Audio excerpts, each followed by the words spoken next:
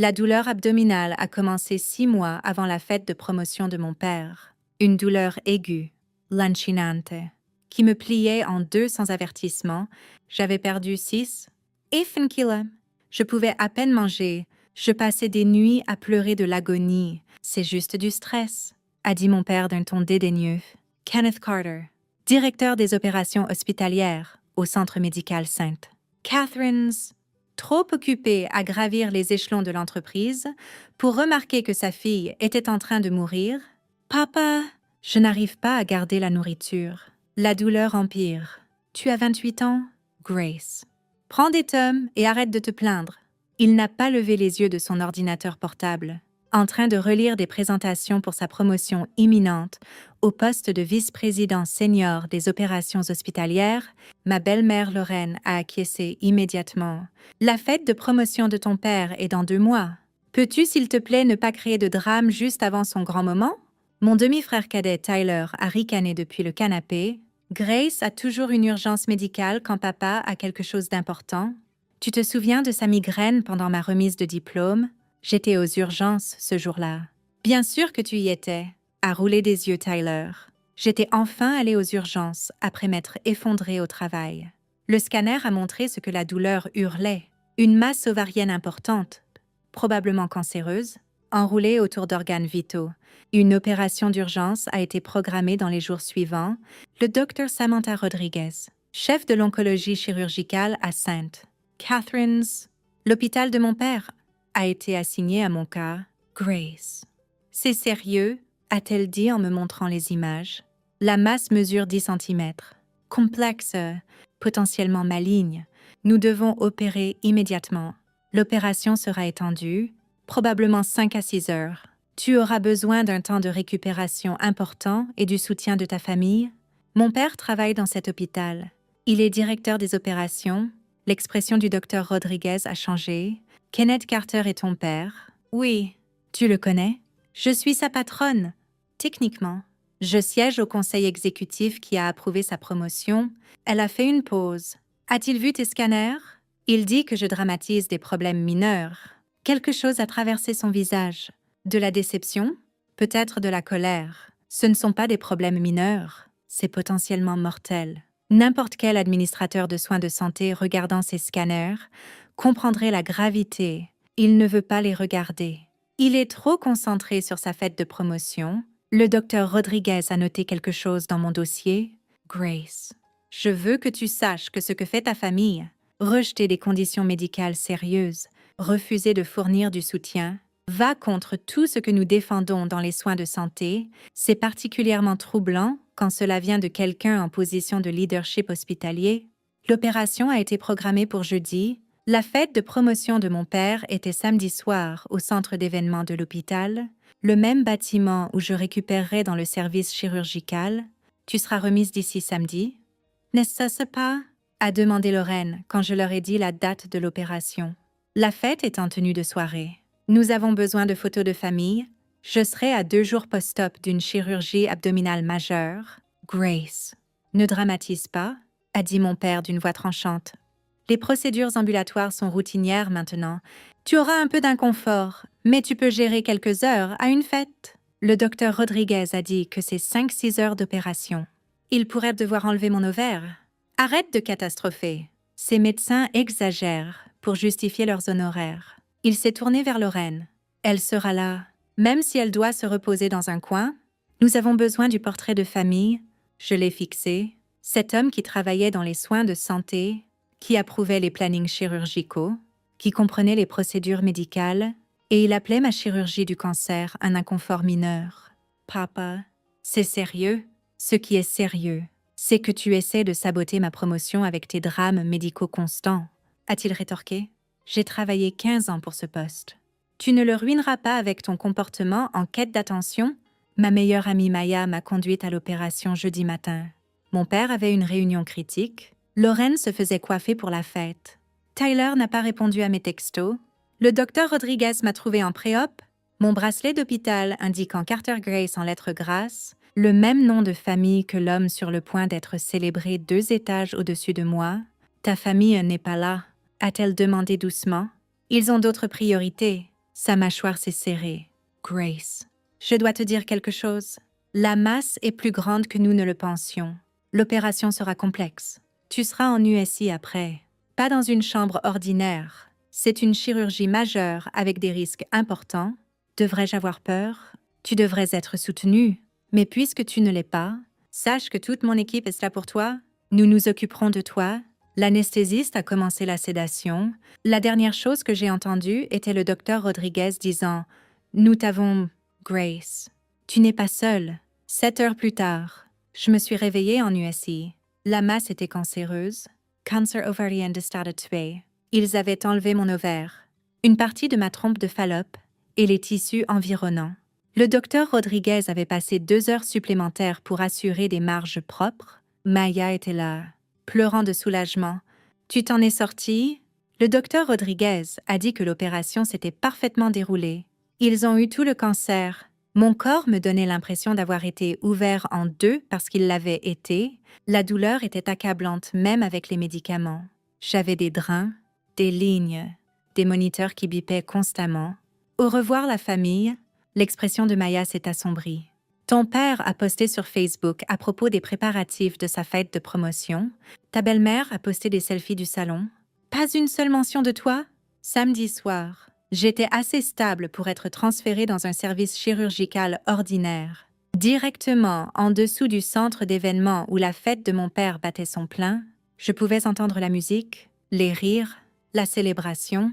Maya a vérifié son téléphone, son visage pâlissant. Grace. Ton père vient de poster des photos de la fête. Les images le montraient en smoking, rayonnant aux côtés des dirigeants de l'hôpital. La légende, célébrant avec ma famille complète. Si bénie, j'étais 2 étages en dessous, en train de récupérer d'une chirurgie du cancer, seule, dimanche matin. Mon téléphone a explosé d'appels. D'abord Lorraine, puis mon père. Des numéros que je ne reconnaissais pas. Maya a vérifié les réseaux sociaux. Oh mon Dieu! Grace. C'est partout. Le tableau de communication interne de l'hôpital avait un nouveau post du docteur Rodriguez, adressant la négligence médicale familiale dans le leadership des soins de santé. Mais il y avait plus. Quelqu'un avait filmé la fête de promotion. La vidéo montrait la salle de bal élégante, les dirigeants de l'hôpital, les membres du conseil en tenue formelle, mon père au microphone. Prononçant son discours d'acceptation, je suis honorée de servir en tant que vice-président senior des opérations hospitalières. Sa voix portait clairement « Saint, Catherine est synonyme de soins compatissants. Mettre les patients et les familles en premier. C'est la culture que je défendrai. » Des applaudissements ont rempli la salle. Puis une voix de femme hors caméra. « Est-ce pour cela que votre fille récupère d'une chirurgie du cancer 2 étages en dessous pendant que vous fêtez ?» La salle est devenue silencieuse. La caméra a trouvé le docteur Rodriguez debout près du fond, encore en tenue chirurgicale. Le sourire de mon père s'est figé. « Je suis désolée. » « Quoi ?» Le docteur Rodriguez s'est avancé vers l'avant, la foule se séparant. « Votre fille, Grace Carter, j'ai réalisé une opération d'urgence de 7 heures sur elle jeudi pour enlever une masse ovarienne cancéreuse. Elle a été en soins intensifs pendant que vous prépariez cette fête. » Les membres du conseil ont échangé des regards choqués.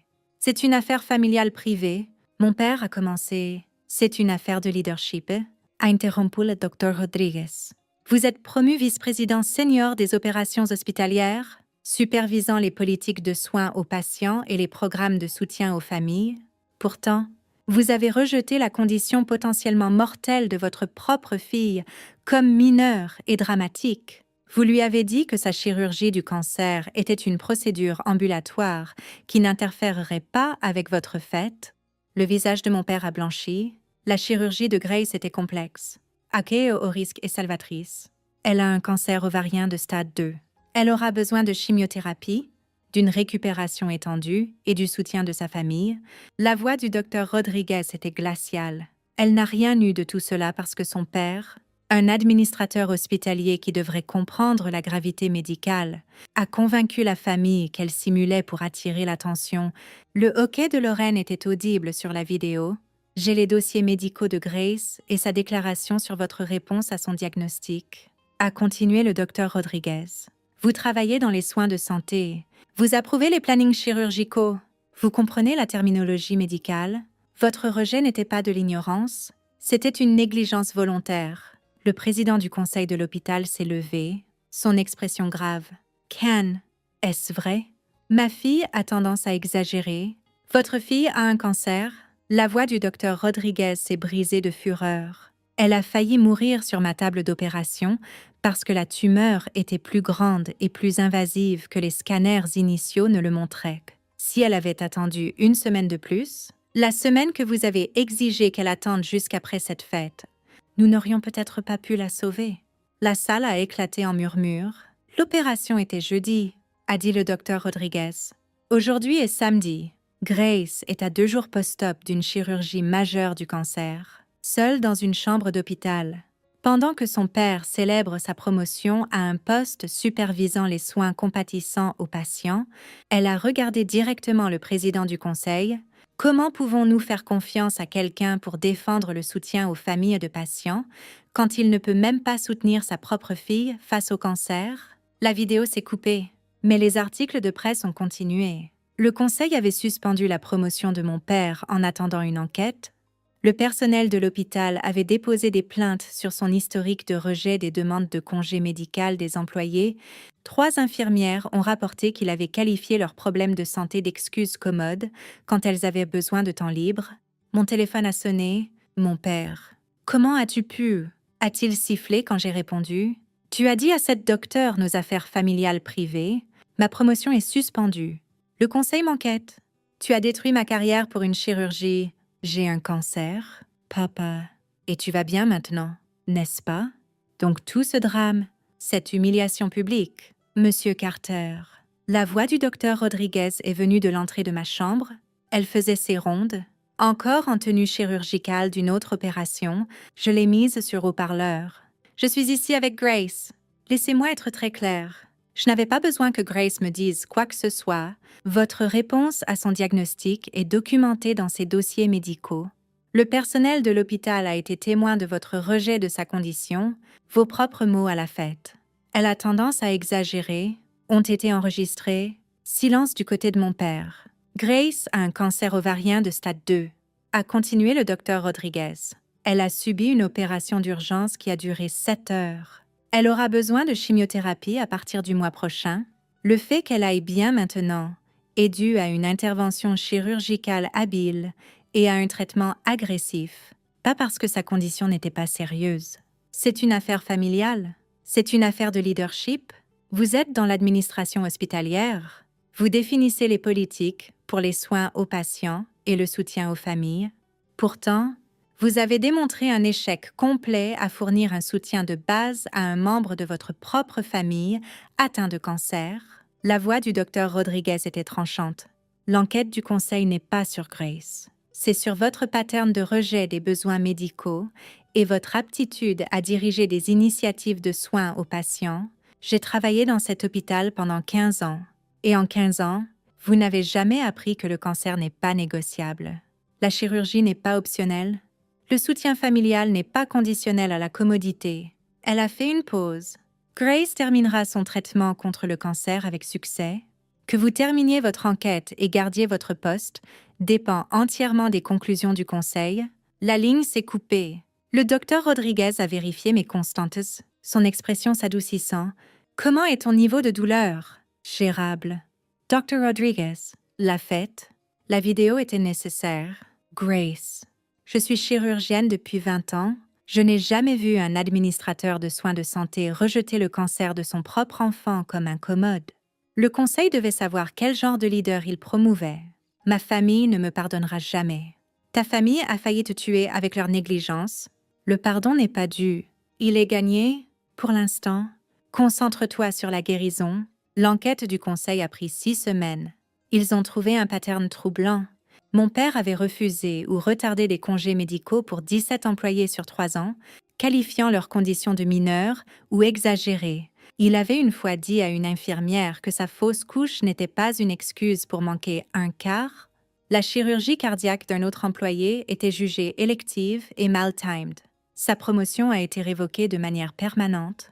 Il a été rétrogradé à assistant administratif avec une formation obligatoire en éthique. 3 mois plus tard, Il a démissionné plutôt que de la compléter.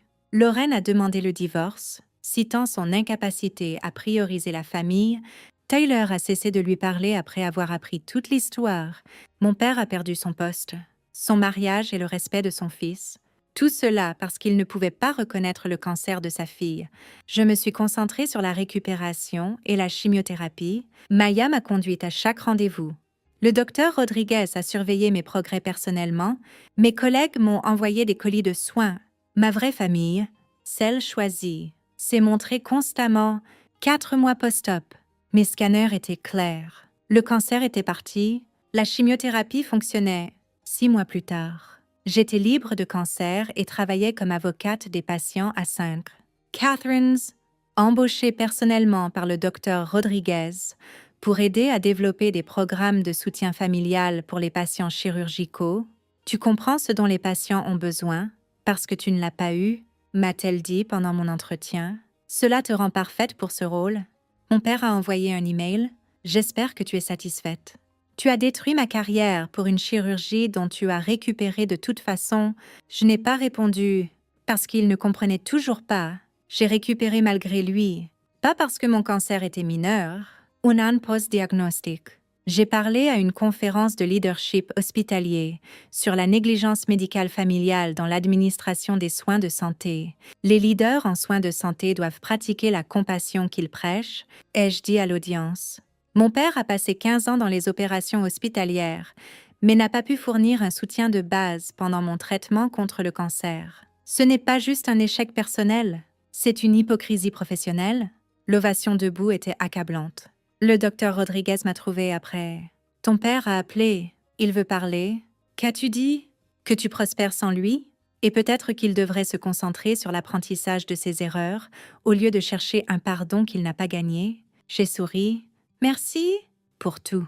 Pour l'opération, l'advocacy, la vérité. Merci d'avoir survécu et d'utiliser ta voix. Tu as changé la politique de l'hôpital? Les protocoles de soutien familial sont maintenant obligatoires. Grâce à ton histoire, j'étais libre de cancer, en train de bâtir une carrière aidant les autres, entourée de gens qui avaient lutté pour moi quand ma famille ne le faisait pas. Et cela m'a appris la leçon la plus importante. La vraie famille se montre quand tu es en train de mourir, pas juste quand tu célèbres. Le docteur Rodriguez s'était montré, Maya s'était montrée, mes collègues s'étaient montrés. Mon père s'était montré pour une fête de promotion pendant que je récupérais d'une chirurgie du cancer. Cela m'a dit tout ce que j'avais besoin de savoir sur l'opinion de qui comptait vraiment. J'ai survécu, j'ai prospéré, et j'ai bâti une vie qui priorisait la vérité sur le confort familial, parce que la survie n'est pas dramatique, c'est révolutionnaire.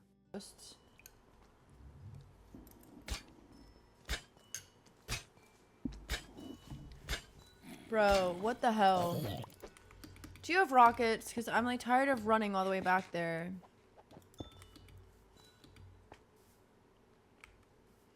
Okay.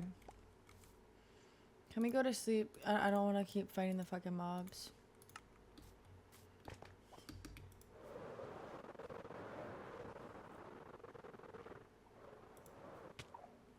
Oopsies. Well, good news. I respawned right next to my bed. You should ask her for her socials or hang out sometime. Yeah, kind of feel her out that way.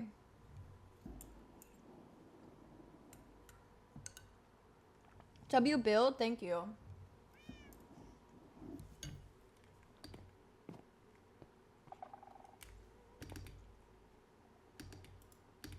Okay.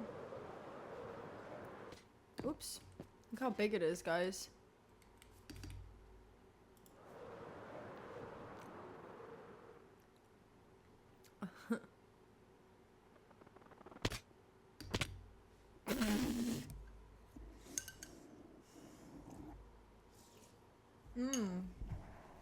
So she definitely like kind of likes you back. Maybe. Let's do this again, guys.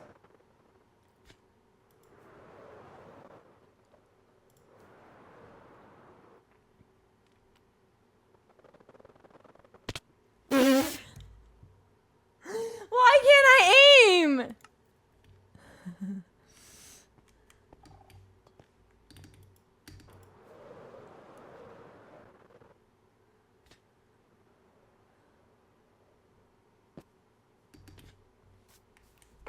That's all I was trying to do.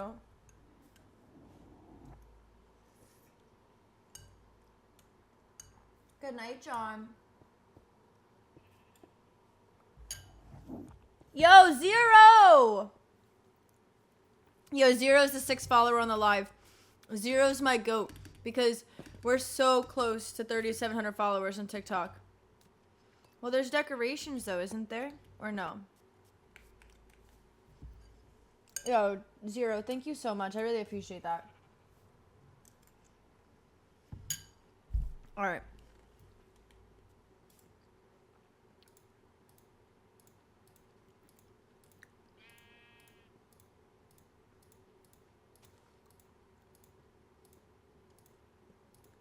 Is this all decorations for in here?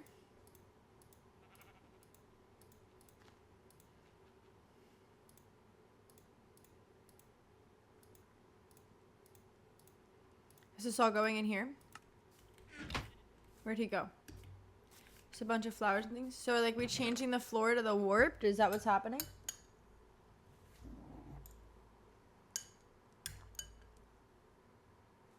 I'm good, Zero. How are you doing?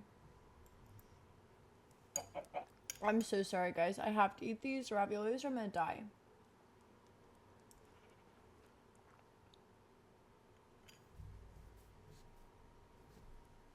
Wait, I missed what you said. Are we changing the floor to the warped?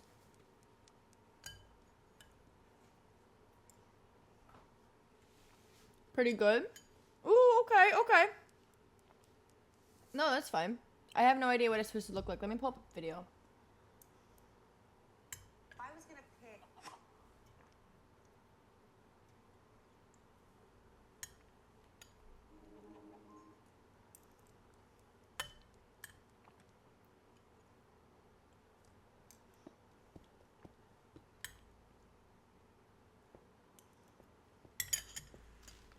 W. So sorry, guys. I had to eat. I try to avoid having to eat, but I had to. So I'm just looking at how they do this. Okay, I see. So 3 by... I got it. I got it. Easy. You're not color code. You're not doing the variation they were doing.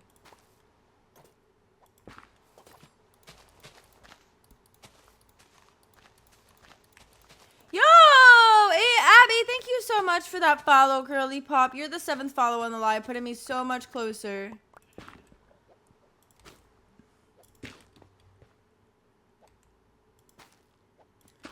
I don't know if we need the enchantment stuff. We'll see. Are you seeing the pattern